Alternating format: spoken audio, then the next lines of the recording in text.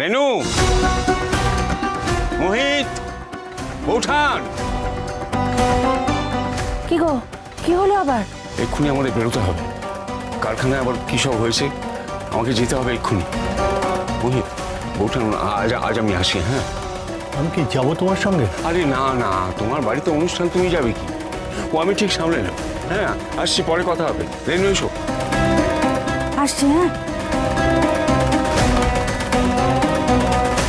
আমাদের দাবি না মানলে আগুন জ্বলবে কারখানায়। বাবা, ওরা তো বলছে আগুন জ্বালিয়ে দেবে। তুমি চলো এখান থেকে। না রে জুনি, আমি কর্তামশাইকে সবকিছু জানিয়েছি ফোনে। উনি এলেন বলে। ওনাকে তো আমি এই বিপদের মধ্যে ফেলে কিছুতেই চলে যেতে পারি না। এক কাজ কর, তুই এখন বরং এখান থেকে যা। তা কি করে সম্ভব বাবা?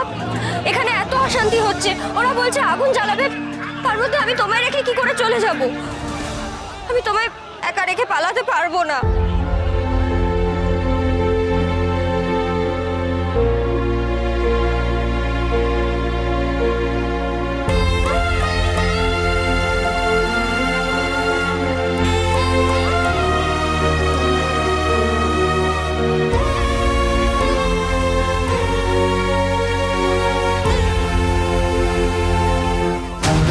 হ্যাঁ গো, শুনছো? মাথা গরম করো না জানো। আর আমি বাড়িতেই থাকি, তুমি কাজটা সেরে এসো। না না, বলছি তো, তুমি বাড়ি ফিরে যাও, তোমাকে থাকতে হবে না। আমি কারখানা গাড়িতে ফিরে যাবো।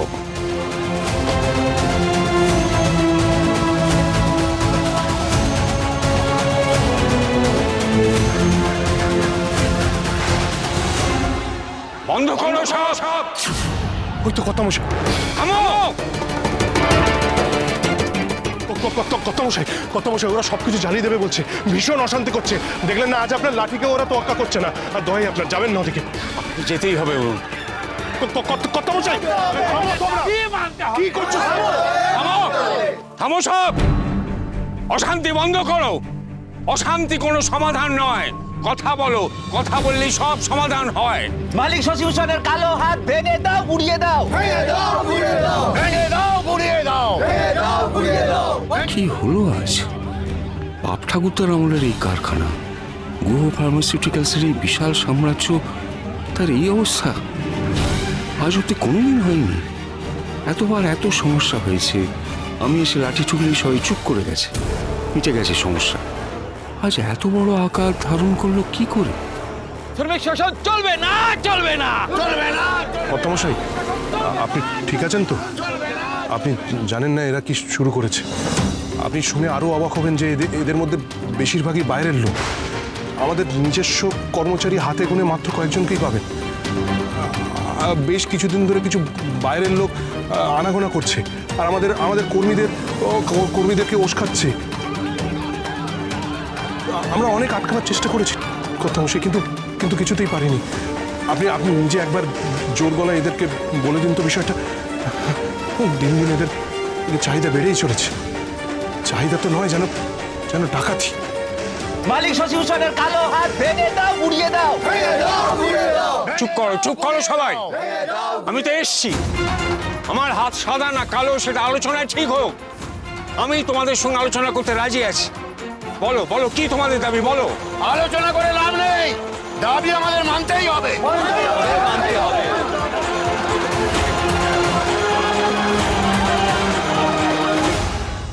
মামার কারখানার পথেই তো আছি, আমি বরং মামাকে প্রসাদটা দিয়েই যাই। মালিক সচিবের কালো হাত ভেঙে দাও, উড়িয়ে দাও। ভেঙে দাও, উড়িয়ে দাও। ভেঙে দাও, উড়িয়ে দাও। ভেঙে দাও, উড়িয়ে দাও। দাবি মানতে হবে।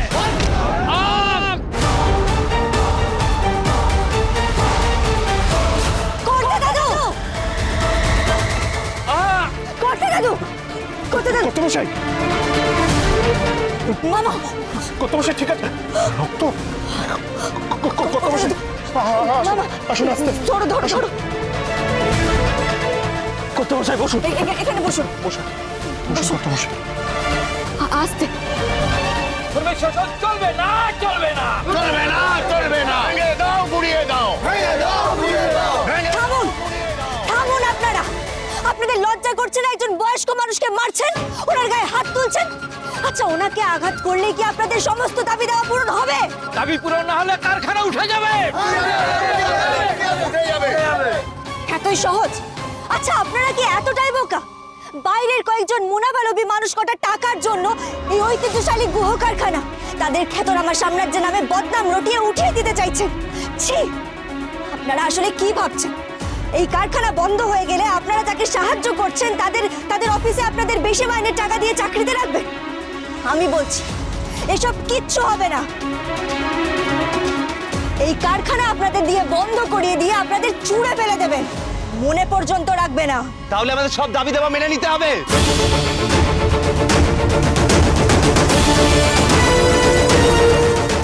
আপনারা আলোচনা করুন, কথা বলুন। কই, আপনারা তো সেসব কিছুই করছেন না। আপনারা আসলে অশান্তিটা করতে চাইছেন। আর আপনারা কার সাথে অশান্তি করছেন?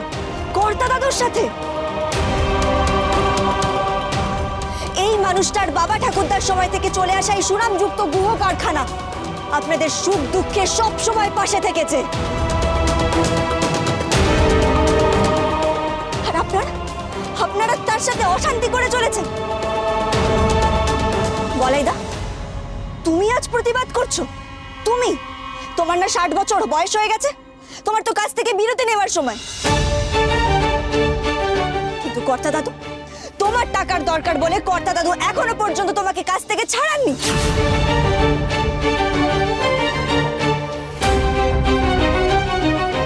পলাশ কাকু, তুমি অতিমারির সময় যখন তোমার ছেলে বাইরে পড়েছিল, একা খেতে পাচ্ছিল না, এখানে আসতে পারছিল না, তখন এই কর্তা দাদুই কিন্তু তোমার ছেলেকে এখানে ফিরিয়ে এনেছিলেন।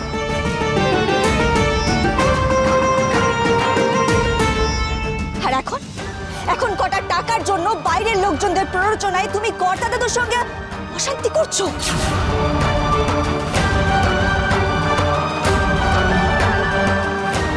এই দেবতুল্য মানুষটার গায়ে আপনারা হাত তুলছেন। ছি ছি ছি ছি ছি।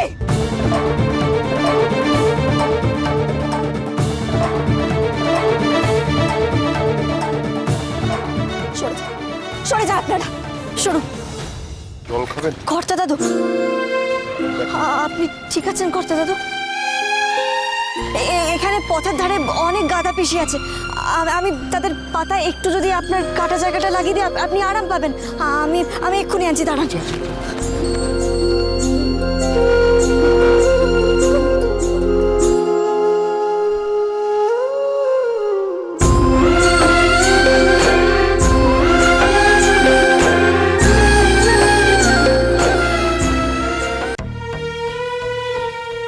তুলো ফুলো প্লেট।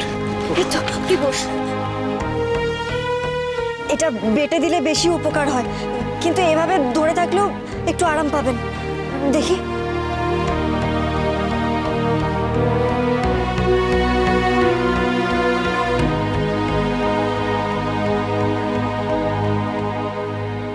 আপনি ঠিক আছেন কর্তা দাদু? আমি ঠিক আছি।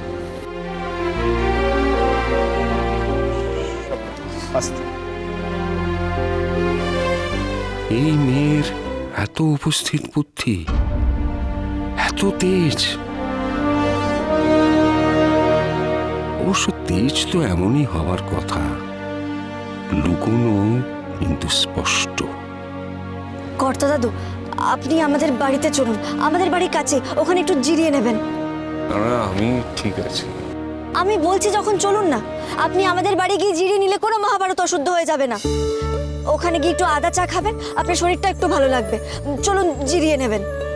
মানছি গরিবের বাড়ি, কিন্তু আমি কথা দিচ্ছি আপনার সেবার কোনো ত্রুটি আমি হতে দেব না। চলুন এবার। কর্তামশাই, আপনি যান, আমি তো রইলাম এখানে। কোনো কিছু প্রয়োজন হলে আমি আপনাকে আবার জানাবো সবকিছু। আপনি যান, একটু বিশ্রাম নিন, যান। এরপর তো আর না করা যায় না। মামা, তুমি সাবধানে থেকো কিন্তু। চলো। যা, সাবধানে যা। তুইও যা।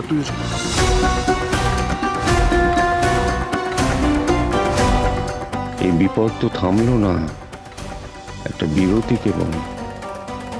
আমাদের এতকালের কারখানায় এইরকম বিক্ষোভ হবে এটা আমি দুঃস্বপ্নেও ভাবিনি কখনো।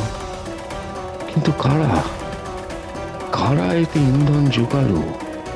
কারা?